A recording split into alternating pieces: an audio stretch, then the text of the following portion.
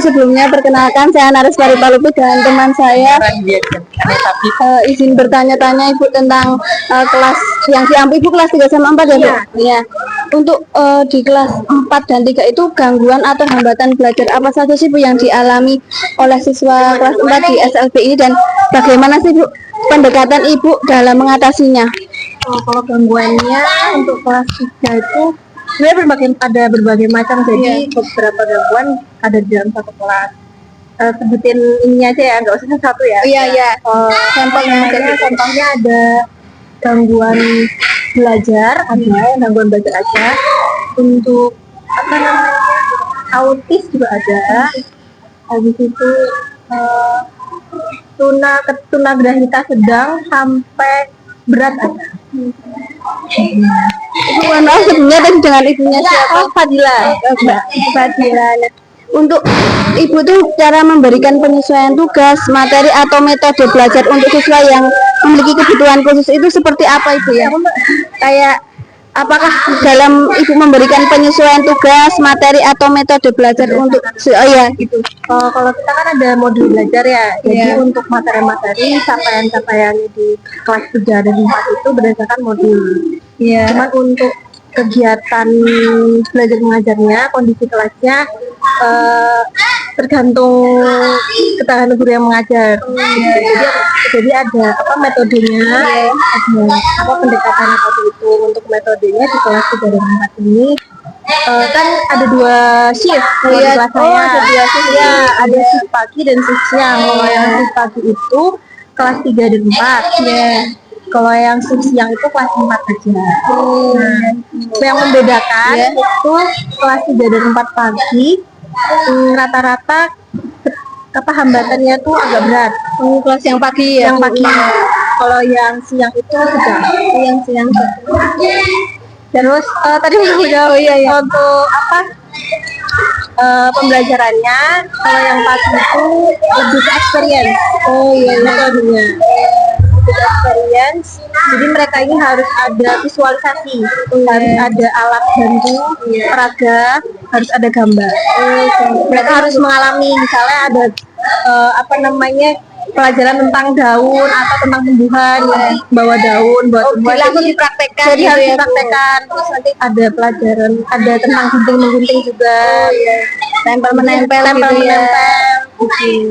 Habis itu kalau yang siang karena hambatannya sedang, jadi mereka experience juga, terus diskusi juga. Diskusi ya salah. Jadi tanya jawab cuman kalau yang pagi untuk tanya jawab belum, karena sebagian besar belum bisa merespon. Cuma memang ada yang sudah bisa merespon, tapi ada yang belum. Kalau yang sudah bisa merespon tetap ditanya jawab pelan-pelan. Tapi kalau yang siang itu lebih lancar. Lebih ringan kan lebih ringan. Berarti metodenya tadi itu kayak langsung praktek langsung ya Bu ya? Experience gitu ya? Tanya jawab Dan bagaimana sih Bu kondisi sarana dan prasarana pembelajaran di kelasnya Ibu? Apakah sudah mendukung kebutuhan siswa? Apakah tersedia fasilitas tambahan seperti alat bantu belajar gitu Bu? Kalau untuk fasilitasnya sudah cukup. Cuman karena kondisi shift itu jadi anak kan seharusnya dapat pelajaran penuh dari pagi sampai, maksudnya normalnya kan dari jam 7:30 sampai jam 12 atau setengah 1 itu kan harus sudah dibuat. Mungkin kendalanya di situ sama mereka kan hambatannya beda-beda nih. Tiap anaknya tiap anak beda-beda. Jadi misalnya kita fokus ke satu anak yang hambatannya agak berat, misalnya dia lagi tantrum, lagi ngamuk kita harus fokus ke satu anak itu. Sedangkan anak yang lain ini kadang nggak bisa pegang, karena kita harus fokus ke satu anak ini.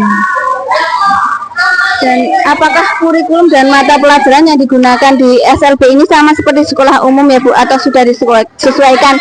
Dan jika diperbolehkan nanti saya boleh melihat contoh modul ajarnya tidak ya Bu? Kalau kurikulumnya kan masih sama ya, kurikulumnya Merdeka ya. Cuman isi dari modul sama capaiannya itu berbeda dari sekolah umum atau normal.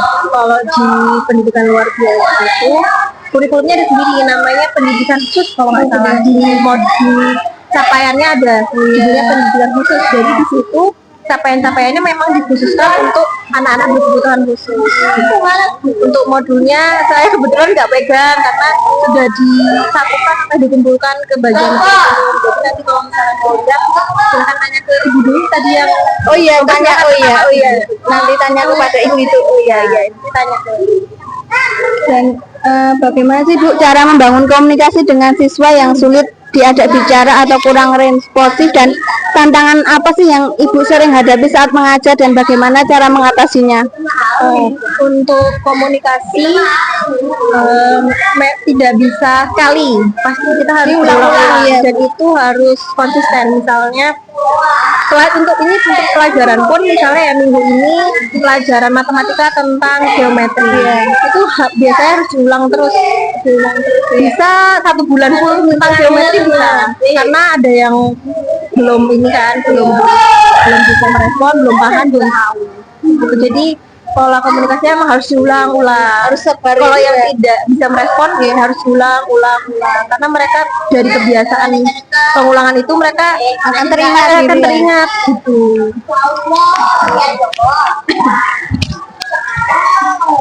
Untuk jumlah siswa di kelas 4 ini kan ada 9 tadi ya Bu? 49. Iya, terus kelas 3-nya ada 3 dan bolehkah saya mengetahui inisial dari siswa yang mengalami hambatan belajar paling menonjol Bu, dan serta jenis hambatan belajar yang dialami siswa tersebut itu apa?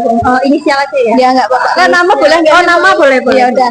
Nama kalau yang ini paling berat atau menonjol gitu? Paling menonjol. Paling sulit diajak kayak dalam proses pembelajaran sebenarnya ada 2 shift sih, tak bagian berdasarkan shift. Kalau shift pagi itu ada Nadif namanya. Dia itu sebenarnya ada Down syndrome sama Down syndrome, lebih ke Down syndrome. Dia ini sebenarnya untuk merespon bisa sedikit-sedikit bisa gitu ya. Cuman dia nggak mau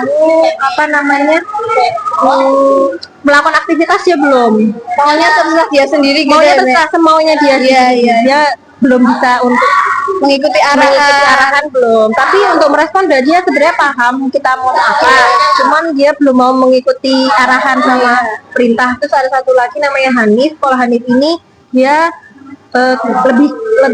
lebih berat dari Nadif kalau masalah merespon. Masalah dia ini kalau misalnya diajak ngomong harus kita fokusin, dia harus sampai menatap mata kita. Kalau misalnya dia belum ketemu, mata kita belum ketemu, belum fokus, dia nggak bisa tidak merespon sama sekali. Dipanggil pun tidak merespon. Jadi memang harus dipanggil berulang kali sampai dia melihat, itulah pokoknya sampai fokus, baru dia bisa respon. Responnya sedikit.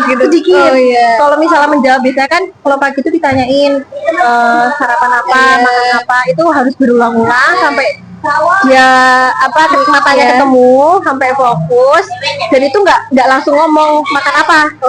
Dia ada jeda. Mikir dulu mungkin ya. Ada jeda baru ngomong. Jedanya juga agak lama. Jadi responnya lama sekali, dan fokus untuk mengambil fokusnya agak susah. Untuk kalau yang kelas siang karena mereka responnya respon lebih mudah. Ada satu anak yang untuk aktivitasnya dia nggak mau, jadi dia masuk kelas itu harus cuma duduk sama ibunya. Tapi dia emosinya belum. Kalau dia lebih ke emosi.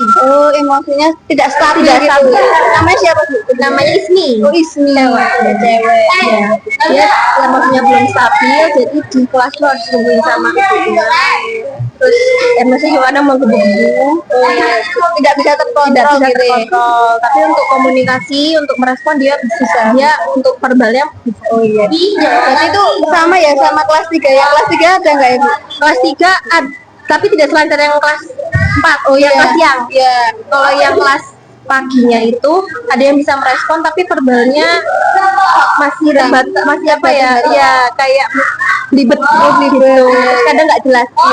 Siapa itu? Itu ada 2, Raifin sama Lulu. Ya. dia untuk motoriknya udah bagus, motorik, sensornya juga udah dapat, responnya juga sudah, cuman memang belum lancar. Terima kasih banget Ibu atas waktunya. Mohon maaf sekali mengganggu waktunya. Ya, maaf. Oh iya.